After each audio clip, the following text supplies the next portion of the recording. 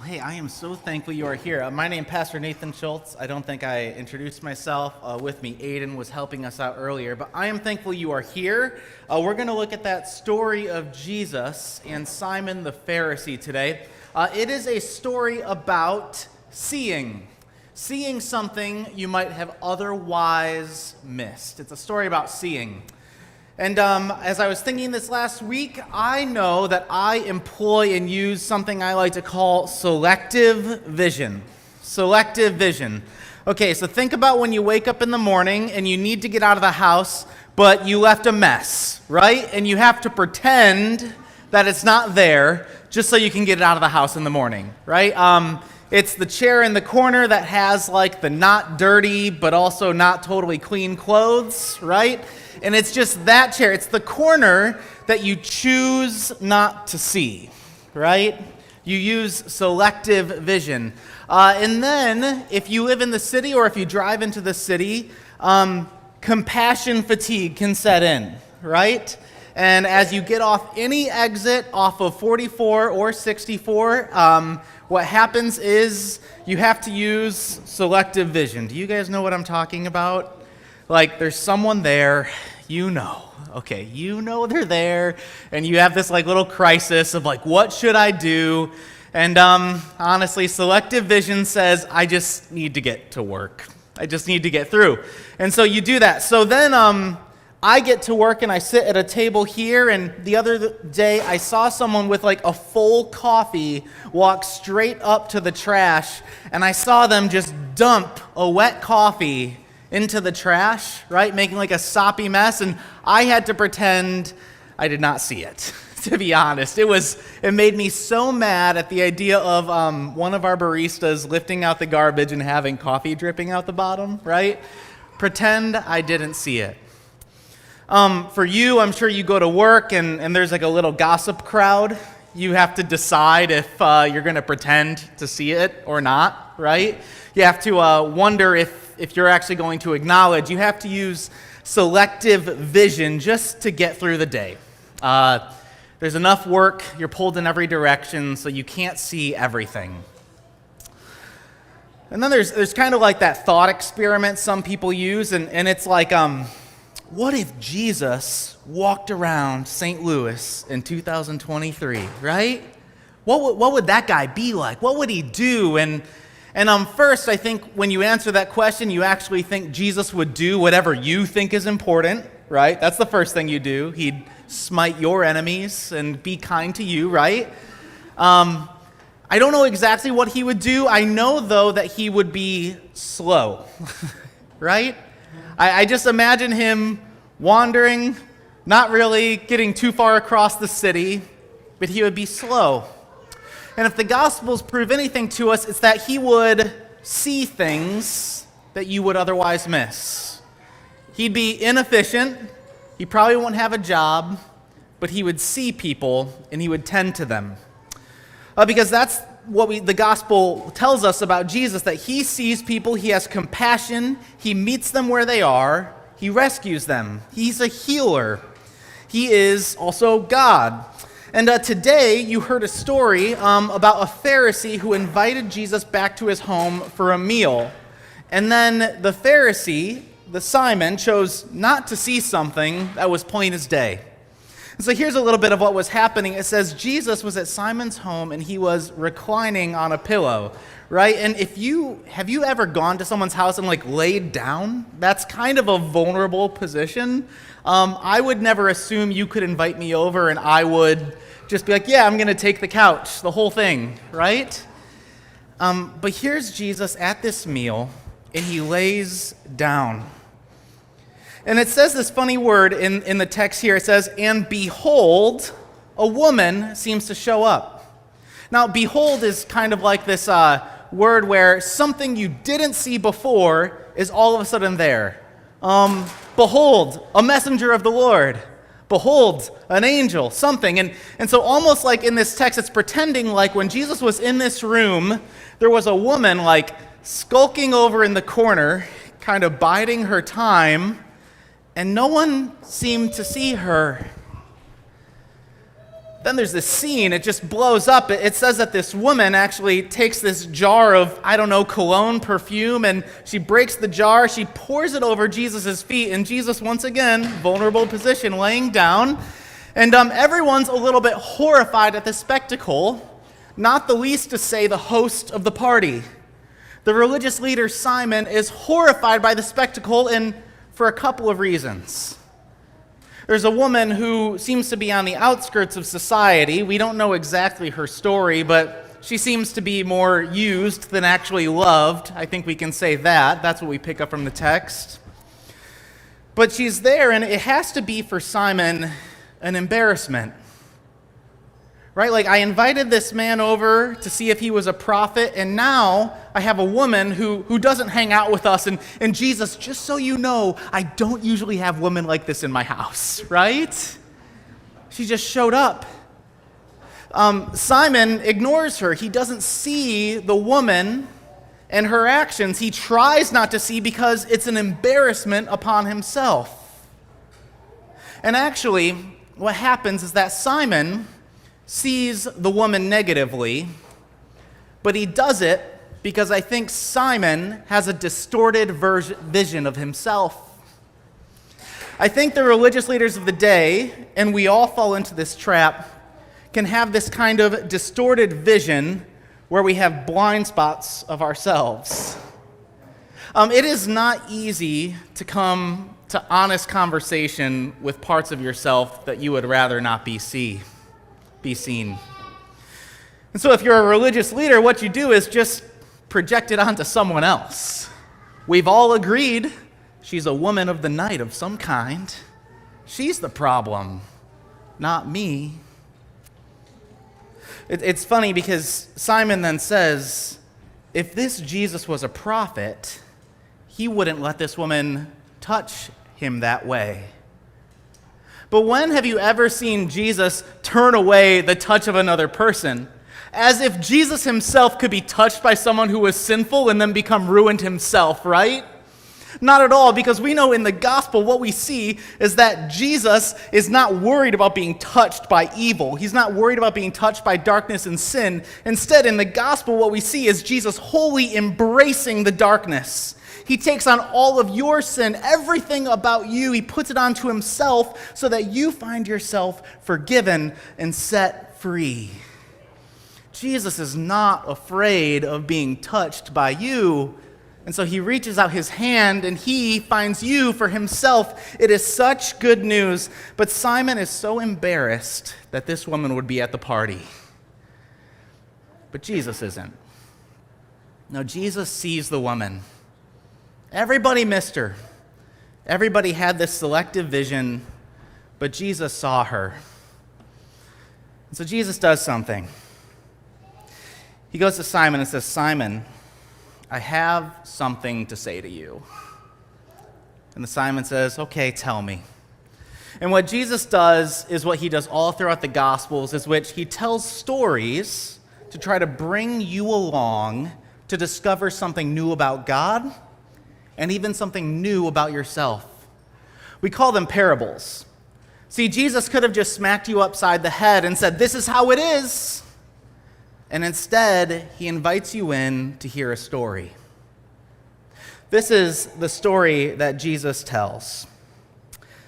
A certain money lender had two debtors.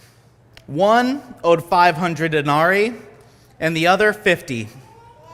When they could not pay, he canceled the debt of both. Now, which of them will love him more? Okay, so denarii, like a day's wage. So maybe if you're thinking about your student debt, right? You're thinking, okay, if I'm like 120K in the hole, never happening, right? I'm going to work at a nonprofit, government's going to forgive it somehow, right? If you have like 10K in debt, you're like, okay, manageable, right? I can handle this. 500 denarii, you're not getting out. You're beholden to the moneylender. 50, maybe. Maybe if I just pull myself up by my bootstraps, maybe if I just work a little bit harder, maybe I could pay it off. And Simon's answer is exactly what it should be. He says, well, the one who loves the moneylender more is the one who had the larger debt canceled. And if you think about the mind of a religious leader, he wants to be seen as loving. He wants to be seen as the one who's doing more loving rather than less. And so all of a sudden Simon says, wait, am I supposed to be the one who's in debt for 500 days' wages or 50? And actually, if you want to be the most loving person, then you have to admit, what if I have to be the one who's in the debt that I'll never get out from under? See, Simon has selective vision about himself. I don't know if he's quite willing to go into the depths of his being and actually see how dark it can get. I don't know if he's willing to go into the blind spots and see what's actually wrong. So often we can think of sin as just a bad thing we do. Guys, I think it is so much worse. But this is why the gospel is so much greater. That you were helpless, it says even in opposition to God, and yet that did not stop God from actually loving you, coming and rescuing you. We had the greater debt. The question is, do we have the honesty to admit it?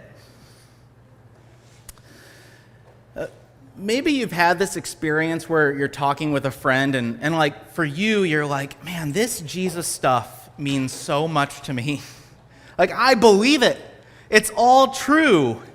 And then you like share something about Jesus that you believe is true to someone else, and they're just like, not for me.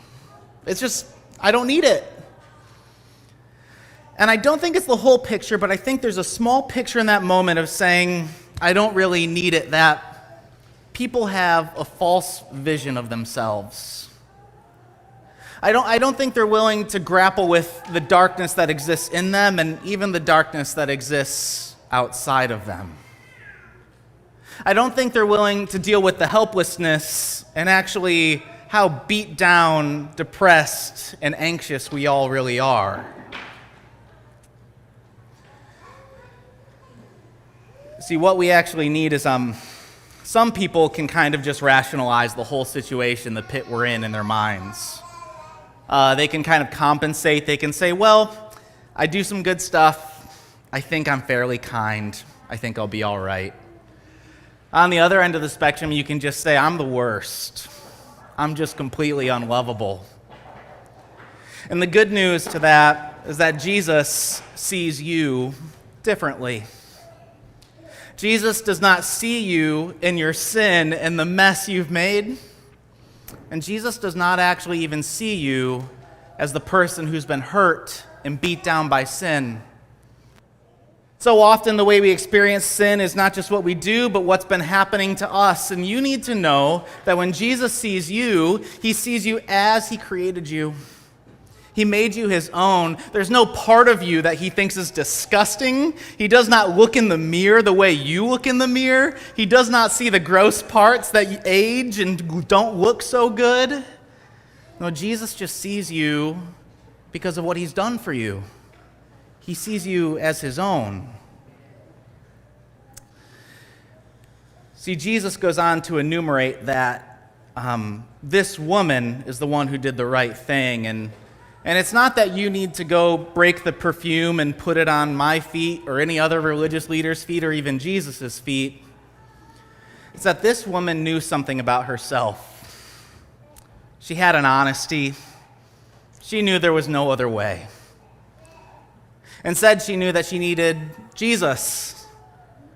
She knew that Jesus wasn't a prophet, a moral teacher. She knew that he wasn't just a guy who gave us a good set of morals. She knew that he was God himself, that it was in him she would find her salvation and redemption.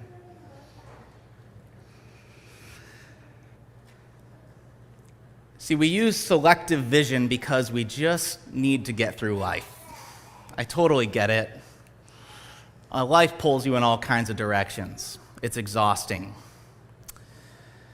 But somehow, the task of the church, those who believe in Jesus Christ, is to see people. The task is to see people. And here's the thing, anyone, if you go out and read on social media, other friends, everyone is willing to see problems. Everyone is willing to deconstruct and tear down institutions and see what's wrong with that place and those people over there. But not many are willing to look inside so that they can then see other people. There's some friends, maybe you've interacted with University Lutheran Chapel in Ann Arbor, Michigan. I'm from Southeast Michigan, so I have some familiarity with it. They are planting another church. It's really exciting. Emmaus Lutheran right in downtown Ann Arbor. Like, so cool. They're planting a church. They're sending like 50, 60 people and say, go and do it. And as I was looking at what my buddy was doing, Chris is his name, and they have this kind of motto or kind of voice for their church, and it says, Emmaus Lutheran Church, seen, known, and heard. And when I first heard that, my first response was like this old curmudgeon, and I was like, is this just like one of those like millennial feel-good kind of things? Like, are we just like emotionally needy that we need to be seen and heard and known? And then I saw the people that he chose to help plant his church. And he didn't choose college kids who have deeper emotional needs. He chose the older set.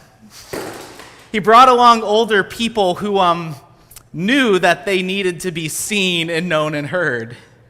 He brought along people that weren't just crying about emotions and complaining. He brought along people who knew that they'd been seen by Jesus and now were willing to see others. The task of the church might just be to see people.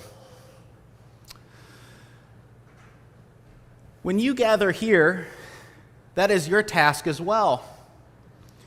The work of God's people here at Reliant is to see other people.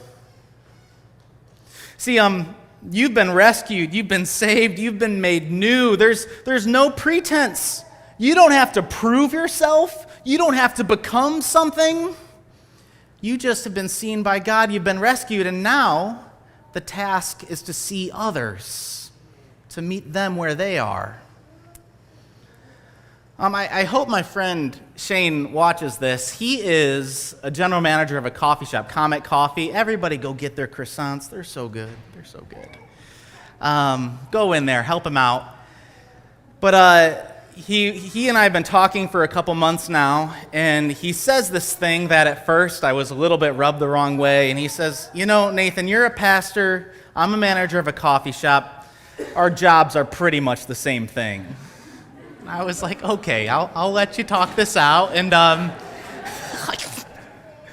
and Shane, I know you're watching. Okay. But more and more the way I see Shane operate on a morning, I realize that he might just be right.